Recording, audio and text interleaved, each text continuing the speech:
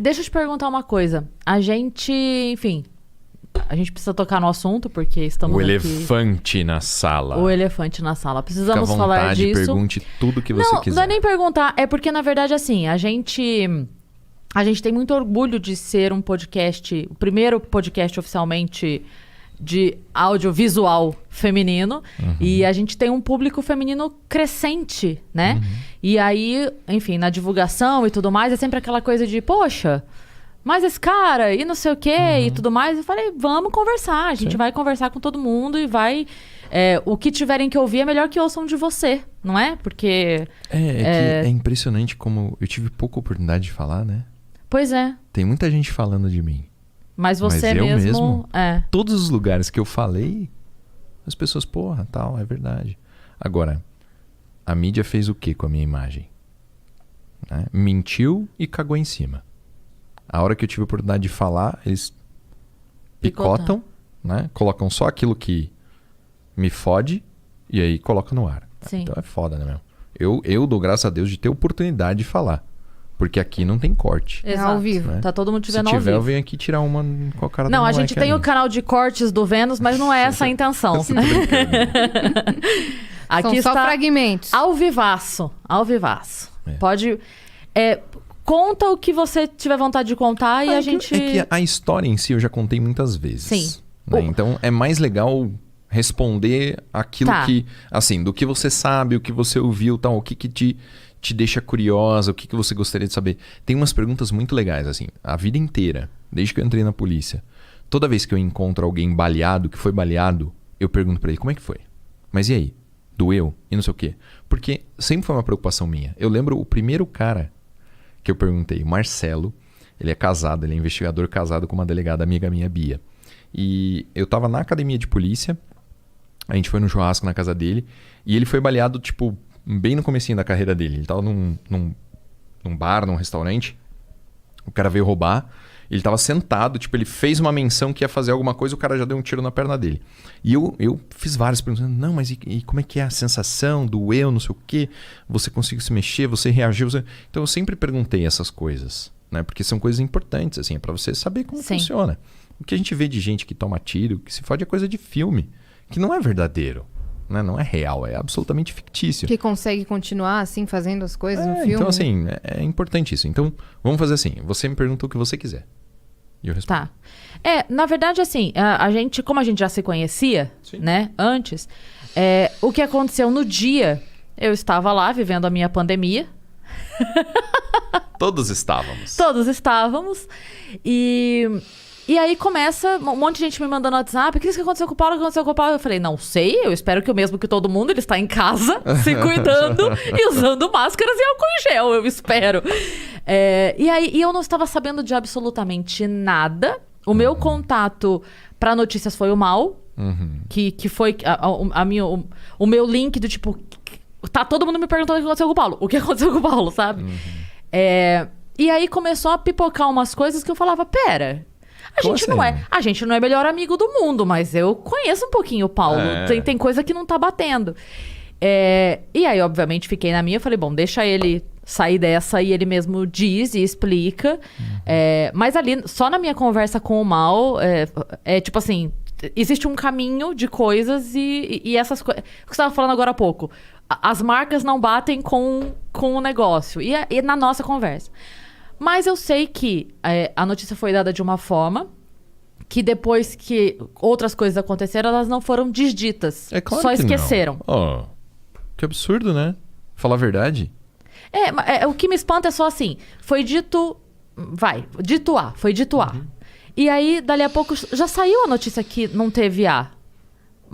Mas aí as pessoas não... Vamos lá, as pessoas param de falar que foi A, mas não diz que foi B. As coisas mais absurdas, né?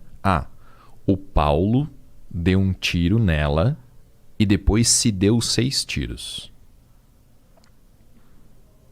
Qual que é a lógica Porque disso? essa é a... Não, isso foi uma das coisas.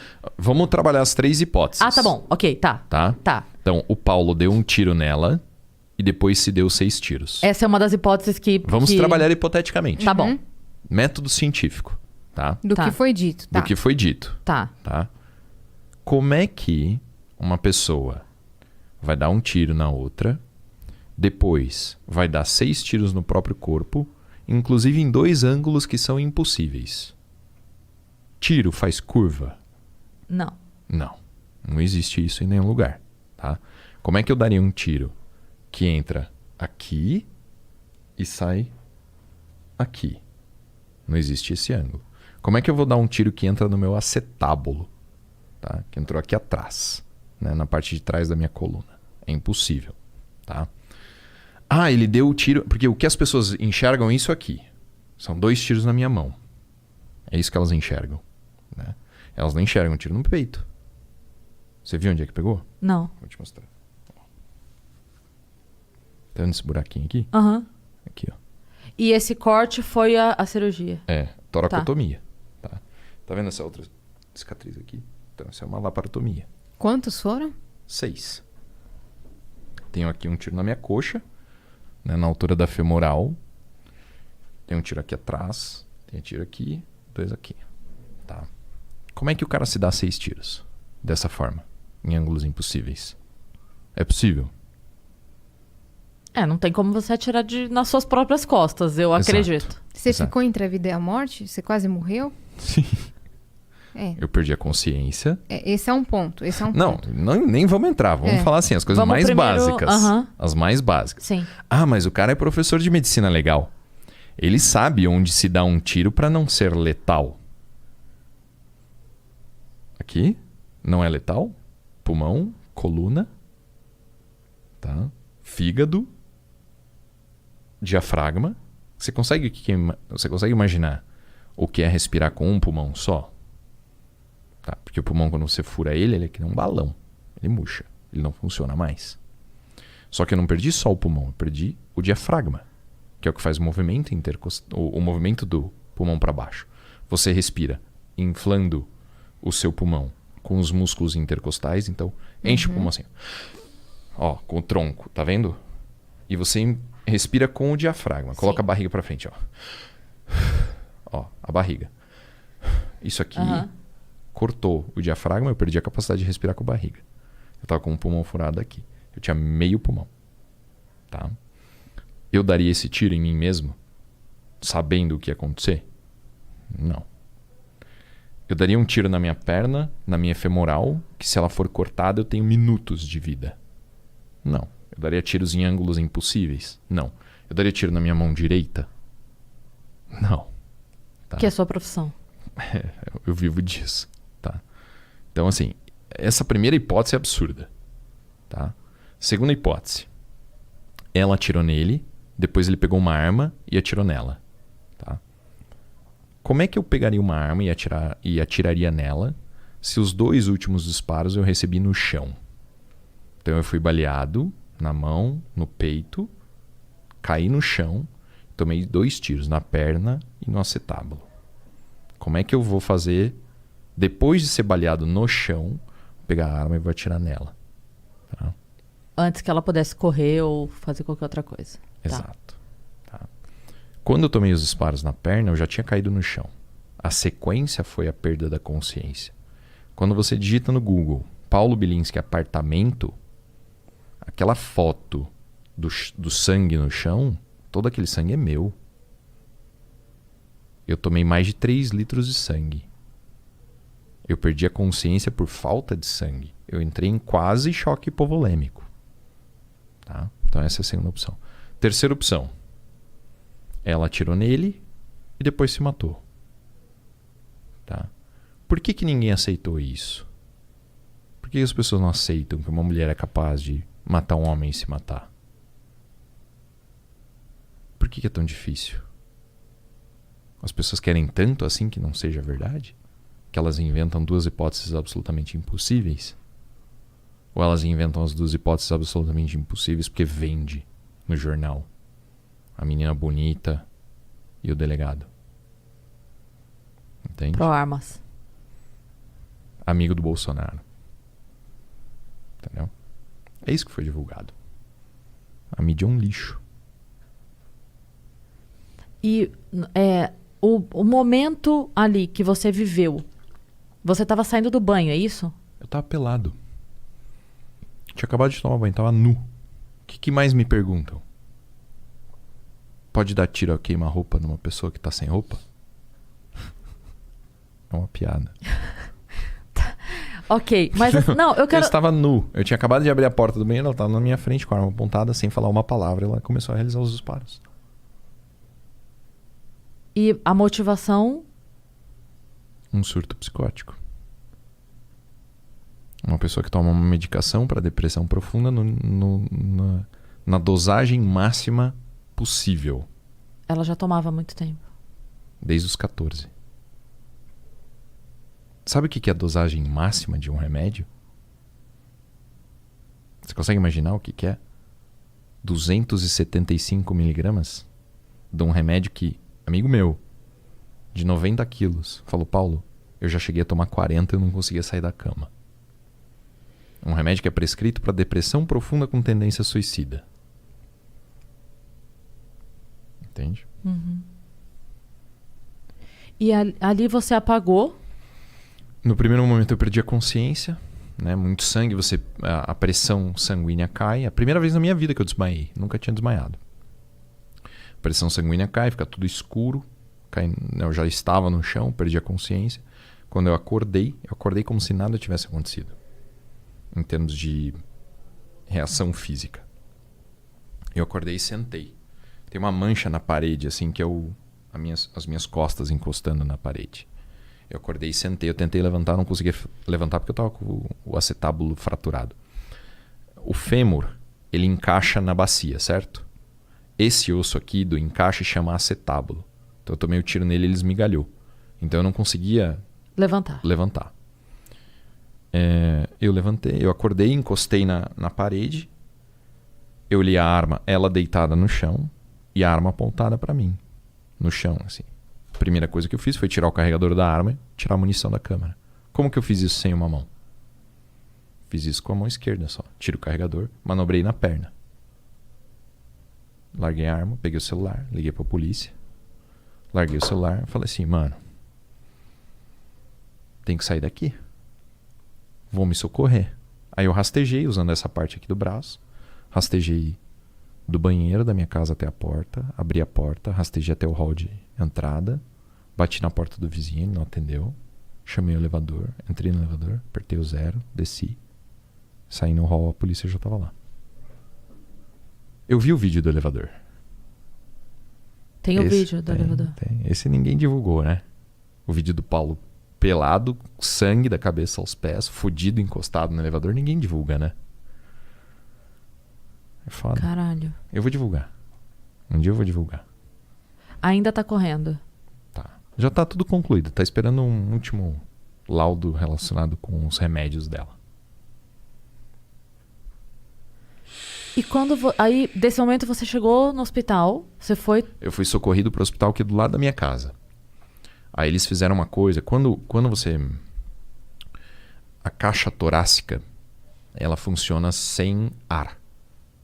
Então, se eu pegar uma agulha de crochê agora, fizer um buraco no seu peito e entrar ar dentro do seu peito, seu pulmão não funciona mais. Porque ele precisa da ausência de ar para... O que você faz, né? Você não tem ar dentro da sua caixa torácica. Tem o pulmão. O pulmão é como uma bexiga. Quando você expande a caixa torácica, você abre espaço e o pulmão recebe ar de fora. Uhum. Você não precisa fazer força para inspirar, né? Você faz força para expirar. Agora, se você simplesmente ficar parada, você assim, o ar entra. Então, quando você fura a caixa torácica e entra ar dentro do peito, o pulmão já não funciona. Um dos pulmões estava furado. Aí aqui começou a acumular sangue.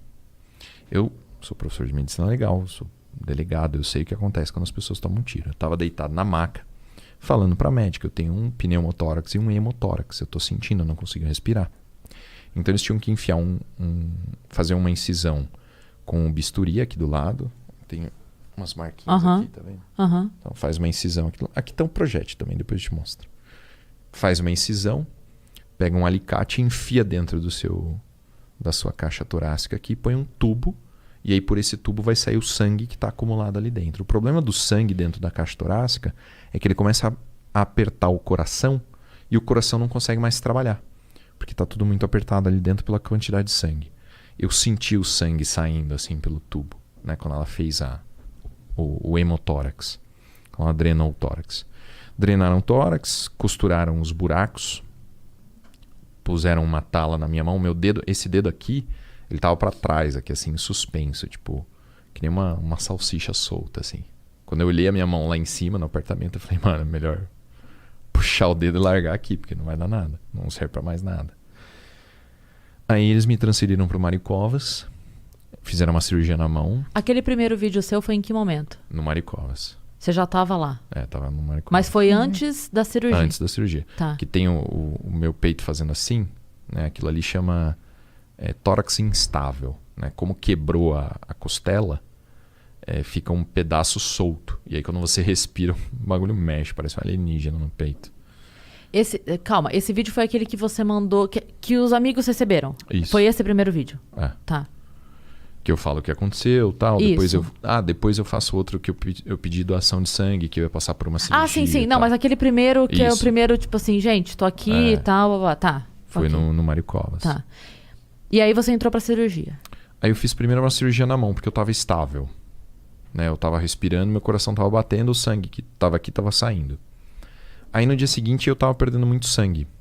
Né? Já tava inconsciente e tal, os médicos... Mas não, a gente vai ter que abrir pra ver o que tá sangrando. Essa cirurgia da mão foi a mais rápida? Foi a mais simples? Na verdade, eles não fizeram nada, eles só fecharam o buraco, não consertaram a minha mão. Minha mão eu comecei a consertar depois que eu saí da UTI. Eles só fecharam o buraco, só costuraram. Tá. Meu Deus. Porque era um momento... Não, que não tinha especialista de mão. Especialista de mão é super, super raro. Né? Só costuraram o buraco e pronto. Aí no dia seguinte eu tava perdendo muito sangue, não sabia de onde estava vindo o sangue. Aí resolveram abrir, né? Abriram todo o meu... Essa cirurgia na barriga chama laparotomia. Eles abrem a sua barriga e tiram todos os órgãos de dentro e vão inspecionando para ver o que tá furado. E aí costura. Então tinha uma lesão de fígado, tinha lesão do diafragma, e costuraram tudo isso. E põe de volta. É super legal, depois pesquisa no YouTube, laparotomia. Obrigada. E daí você pergunta como é que eu tive coragem de fazer uma rino. Tá bom, querido. Não, a rina é bem pior, mano. Um maluco com martelão ele lá. julgou a Cris porque ela fez Nossa, uma você teve rino. coragem de fazer uma rino. Não, mas claro, muito mais tranquilo tirar o meu rim do corpo e olhar pra ele pra ver Pô, se... na cara, mano. Você não ficou com dor de cabeça depois? Não, dor nenhuma, Ela não zero. teve nada. Nossa senhora, eu só imagino. Dor nenhuma.